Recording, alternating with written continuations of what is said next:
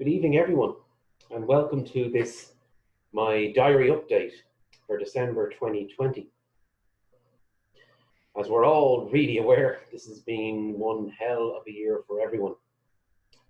My last video update was 9 months ago, and it was called COVID-19 Three Things to Do.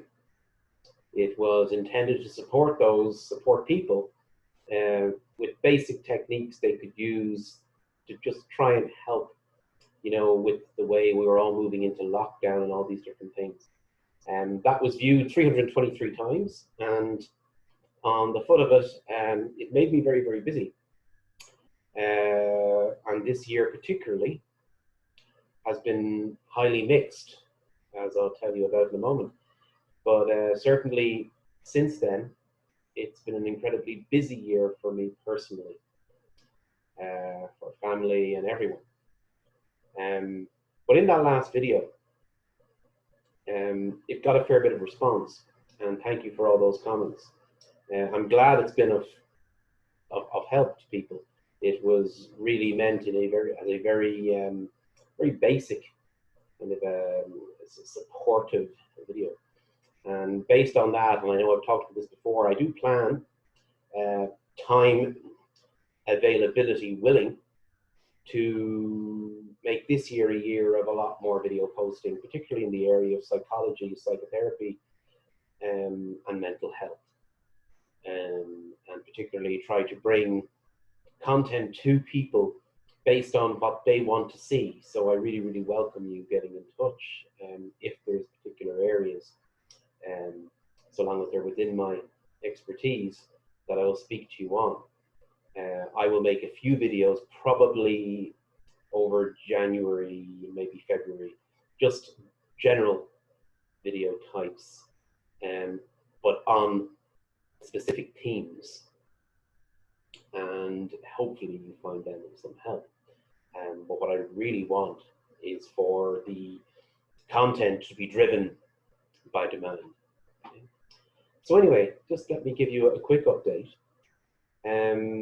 So as mentioned, 9 months ago was the last video, and never would I have thought that having made that video, COVID-19 would come to be something that as a family came to our doorstep. And sad to say, on the 3rd of April, after a relatively short stay in hospital, my own dad died. Too young.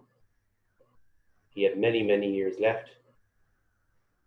However, this virus did unfortunately take him, and it's left a devastating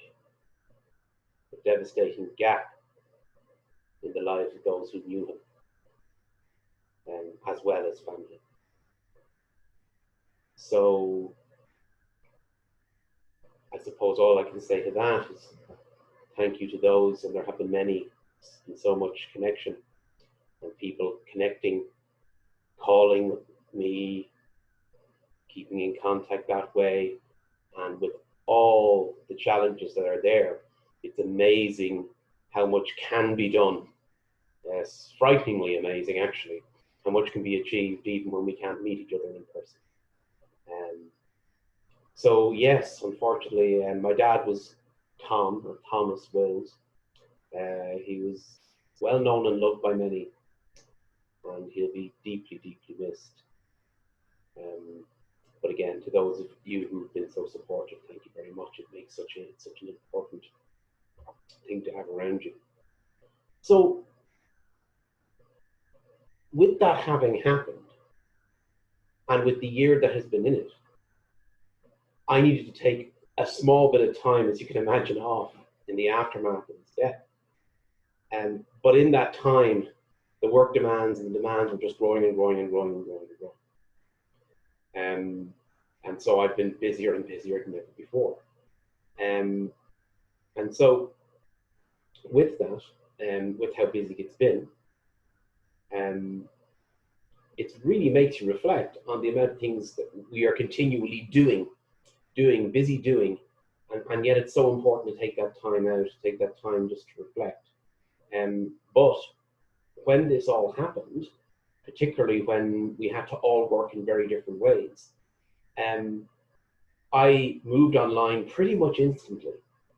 So my client work, my consultancy work, my teaching work, all of that went online in an amazingly seamless manner, which is in a way quite surreal that things would transition so well, particularly in the area that I work within.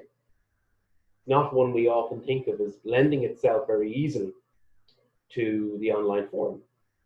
And there are aspects of work, such as assessment and things like this, which are more difficult.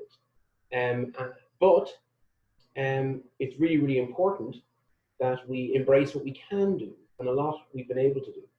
And there's going to be a lot of continual work in my own profession around how we can support people who work the way we do in private practice.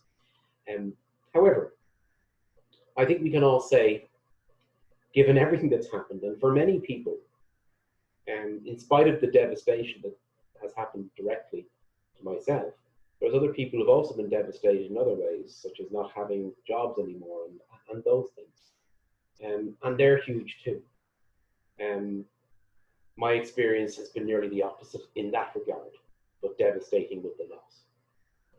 So I think it's important that we just think about that and think about the resilience that we all seem to have as well. And that's something that should be embraced.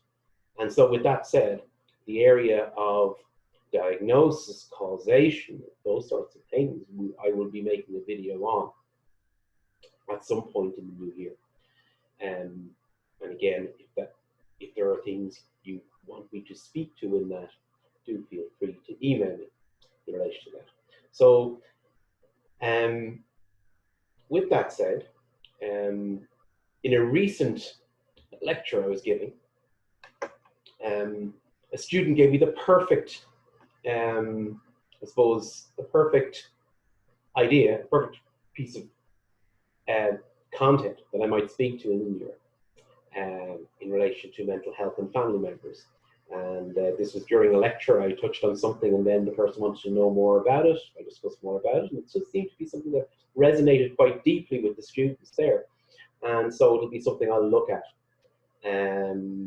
probably into the new year. But anyway, thank you for your support. Looking forward to a 2020 that is more positive, and one where we can return at some point to an element of bell curve activity. I say that because I'm not going to use the narrative that we keep hearing that is getting a bit cliched at this point, the new X. And it will be nice to get to that. And while we can't hold out immediately for vaccines, even though we have one, that's going to take its own time. So in the meantime, keep safe and mind yourselves. And I look forward to touching base and linking in with you in the new year. Take care and very best of luck.